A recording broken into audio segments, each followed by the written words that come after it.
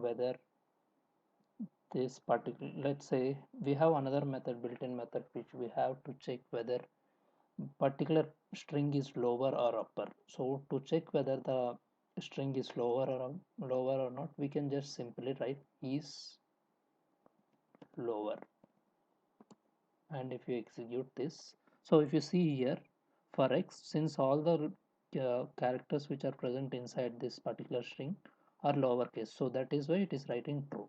So let's try and see for y what it will write for y, and let's try for z as well. So let's try for y. So if you see for y, here it is writing false because all the characters which are present inside this particular string are uppercase. So let's try. Here in this case we have combination of both. So here also, so what it will do exactly this lower is, it will check whether all the elements which are present inside that particular string are lower or upper. In the similar case, we have similar option also which we can use to check whether it is upper or not. So for that, this is the method.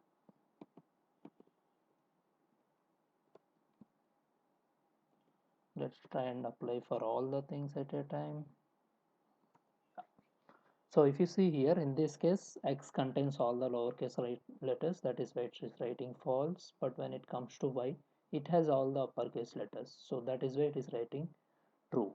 And the same for low, this z as well. Z also has like combination of both lower and upper, that is the reason it is writing false. And another method, we have something called finding the length. To find the length, what we can do is directly we can give print len of whatever the for whatever the string you, for which string you wanted to find the length. So let's say if I wanted to find the length for x, so here it is writing x.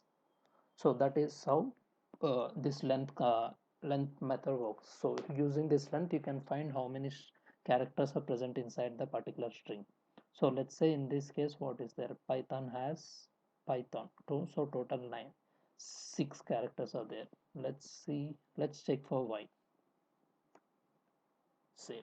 Yeah. If you see for y, there are 4 characters. That is why it is writing y 4. So these are the 3 built-in methods which are available.